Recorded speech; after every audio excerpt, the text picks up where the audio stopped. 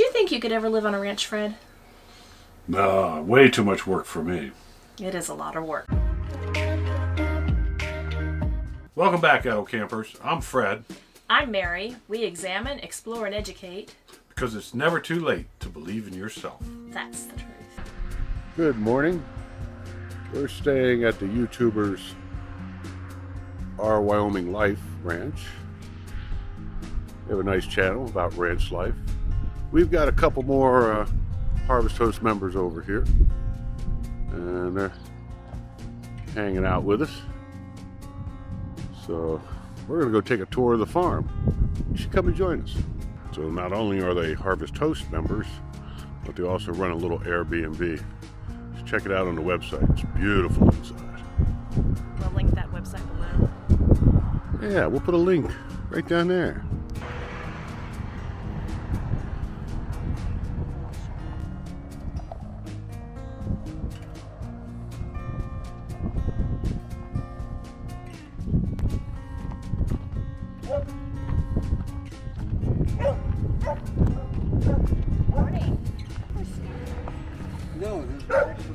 Hi, I'm Mike. Hi, Mike. This is the Our Wyoming Life Ranch. We are a mile wide and 6.5 miles deep, about 5,000 acres. So what we have is a cow-calf operation. So we have about 150 mom cows that live here. We kind of differ here and there, depending on the year. And they have calves every year, and their calves are what we sell at auction, and that's how we make our money.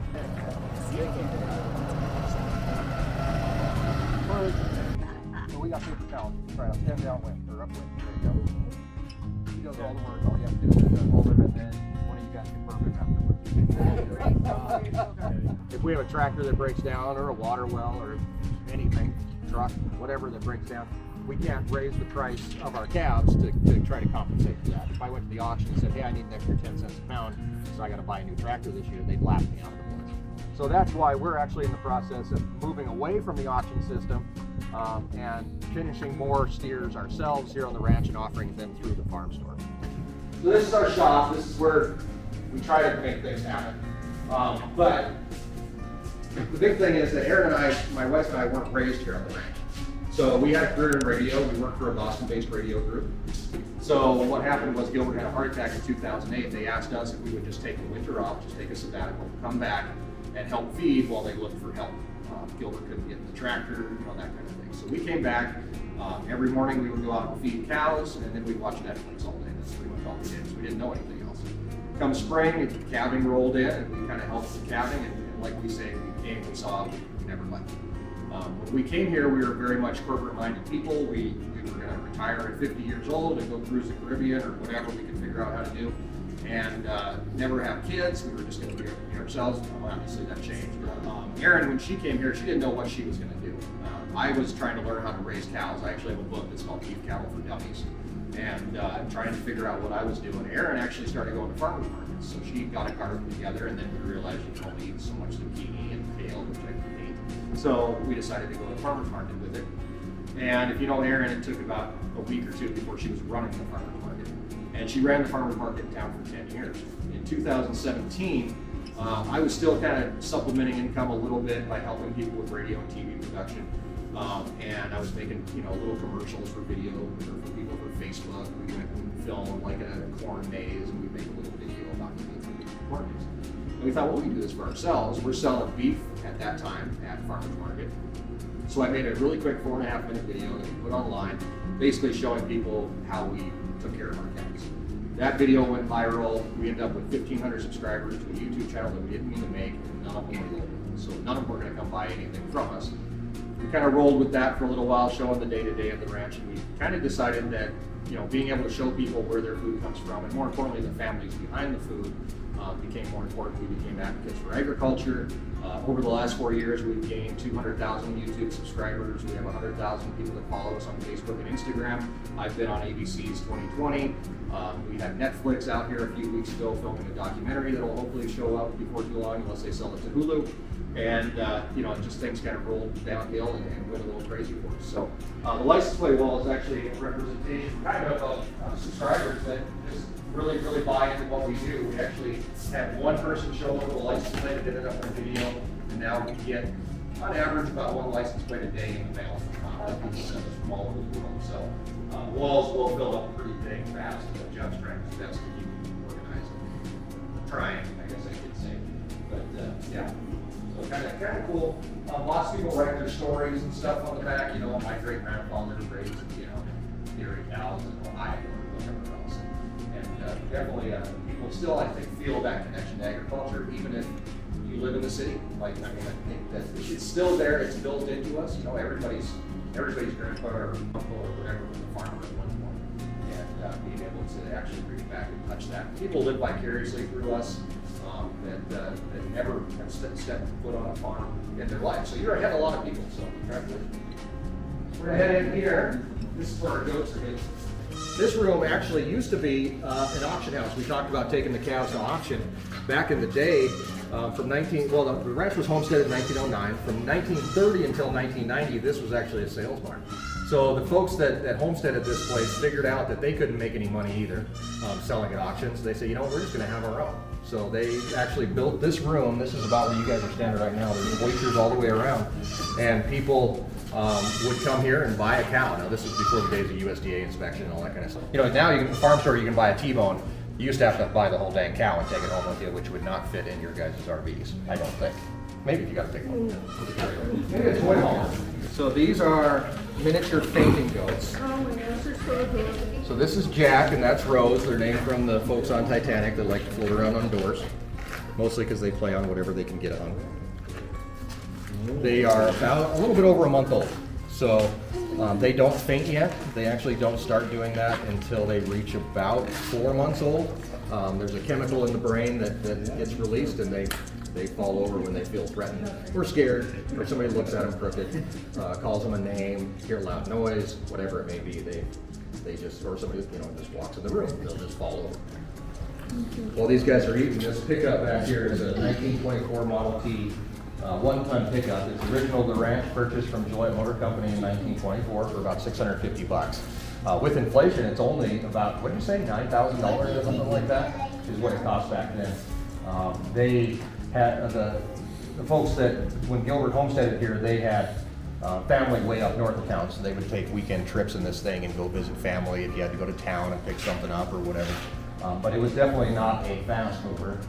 This thing, we would call it the precursor to the RV. It's basically a chuck wagon that they would carry on the Model T. And they just open it up and it had a slot for bread and an ice box and water and everything else. So Gilbert said Mom would stop and she'd make sandwiches and then they'd take a little nap underneath the Model T when it was too hot to drive. The first RV? Yeah, pretty much. Yeah. So we also offer pork in the farm store. All the pork that we offer grows right back here.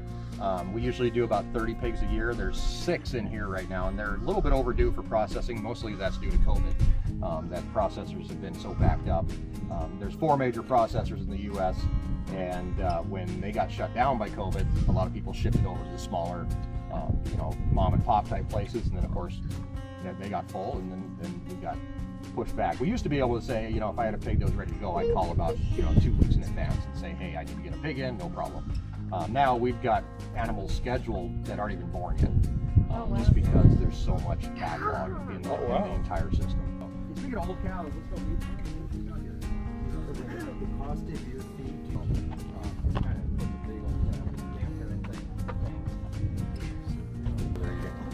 So this is Blonde Cow. Blonde Cow is one of the famous cows here on the ranch. She actually has her own t-shirt, her own beer koozie. She's actually the oldest cow on the ranch. She's 15 years old. She's had 13 calves. In fact, this calf right here was born a few weeks ago, and it's her latest calf. His name is Showtime. This will probably be her last calf that she has here on the ranch, just because the older they get, the harder it is on them.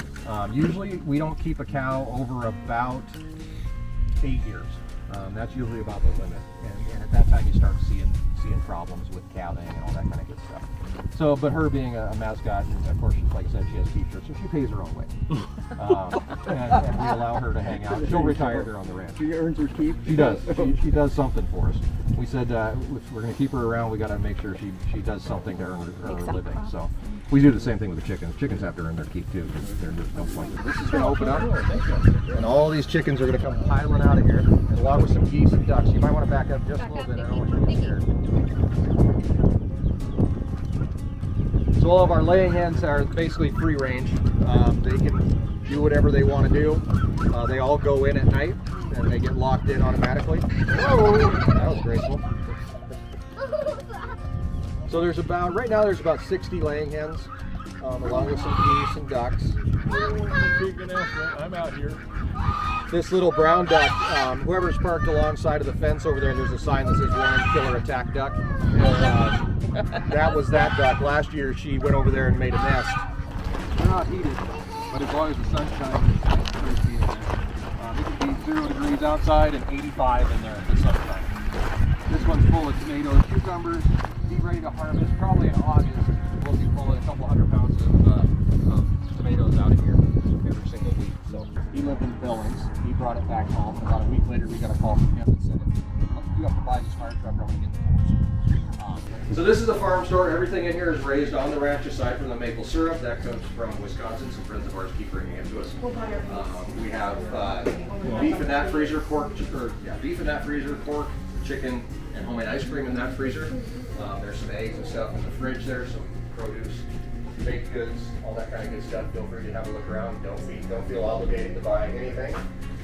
We just enjoy having you guys come visit and being able to share some of our lives with you guys. So don't feel like you have to buy anything. All right, Our Wyoming Life Cell Service Report. Doing pretty good with Verizon, up at 12.39 MIPS. AT&T, 10.98 MIPS. But T-Mobile, nothing to be seen from there. It was a beautiful harvest host. We had a lot of fun there and enjoyed it. We think you will too. We'll see you in a second. I don't know about you, Fred, but I was so impressed by all the hard work that goes into the ranch. Mike does an awesome job, and his wife as well as everybody there. So We are not moving to a ranch. There ain't no way. but if you want to live vicariously through the ranch, check out Our Wyoming Life. He probably has a bunch of people, to do stuff for. We should hope, because it's a lot of work. So if you liked Crazy. what you saw today, come back and see us. We will put out more videos like that, so subscribe. If you liked it, give us a big thumbs up And don't forget to hit the notification bell so you can know when we're here. so you get notified.